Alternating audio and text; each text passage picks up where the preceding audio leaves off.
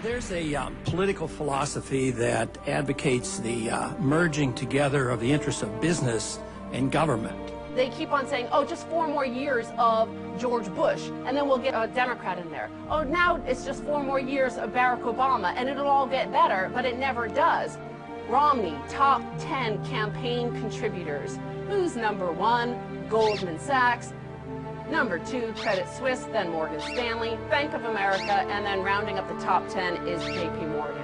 At the same time, with a loss of civil liberties of the people.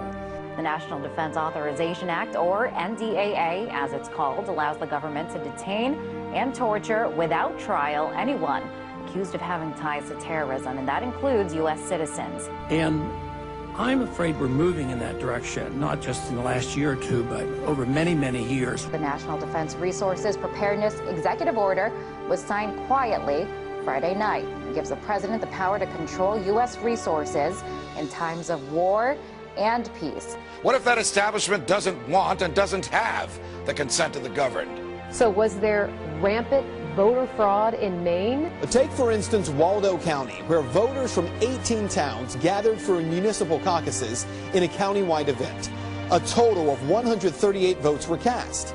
In the official Maine GOP tallies, however, the results from all but one of those communities, all but one, were given as a series of zeros below the name of each candidate, meaning the official tally shows that no one voted. What if the two-party system was actually a mechanism used to limit so-called public opinion? What if there were more than 2 sides to every issue, but the 2 parties wanted to box you into a corner, one of their corners? Right now, live, right next to the bus behind us, Ron Paul is speaking, and 7 of the candidates are here today. We have live pictures of Ron Paul, but you know what? We're talking about Sarah Palin, we're talking about Rick Perry, the 2 people not in the race yet, Drew. And guess what, Paul? If you get video of Sarah Palin or get a soundbite from her, bring that back to us. You can hold the Ron Paul stuff.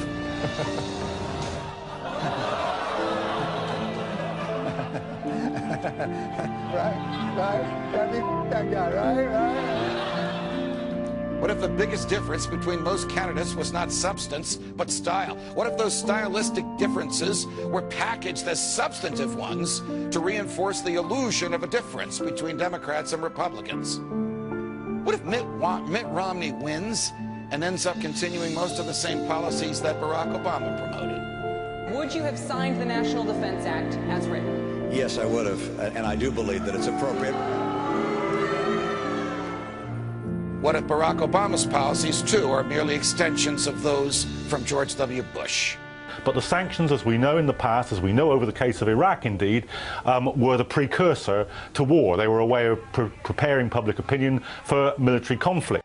As Iraq veterans against the war, we are resisting an occupation we once risked our lives for.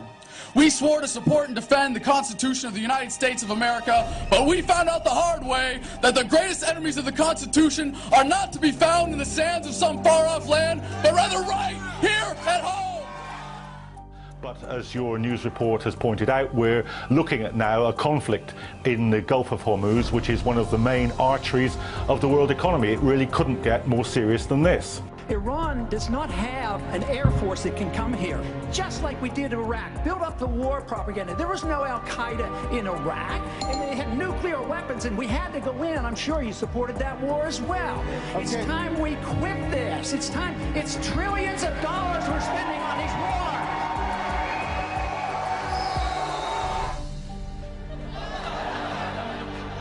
What's with the smirk and the eye roll? The guy gives it, the crowd goes nuts, and you do one of these. There goes crazy Uncle Ron, babbling about the unsustainability of multiple wars. Boop, boop. What if a government that manipulated us could be fired? What if a government that lacked the true and knowing consent of the governed could be dismissed? What if it were possible to have a real game changer? What if we need a Ron Paul to preserve and protect our freedoms from the government? What if we could make elections matter again? What if we could do something about this? President Obama, I think I've discovered your biggest threat. Not Mitt, Ron. Yes. And at that, right, and at that. Those are largely kids going more than largely nuts over a 76-year-old dude talking about reining in the Fed and pulling back our troops. That's a crowd that usually isn't engaged with or by or anything having to do with Republicans. The same crowd, I suspect, might have attended some Barack Obama rallies 4 years ago, but not now. But I sort of have to chuckle when they describe you and me as being dangerous. Kids Republicans have long dismissed and Democrats have long taken for granted. Not wise, not now. That's one thing, they are telling the truth, because we are dangerous to the status quo in this country. Not when Ron is the rage and the life of the party, and poised to enrage both parties. And we will remain a danger to the Federal Reserve System as well. Ron Paul isn't only a force, I think he's a phenomenon.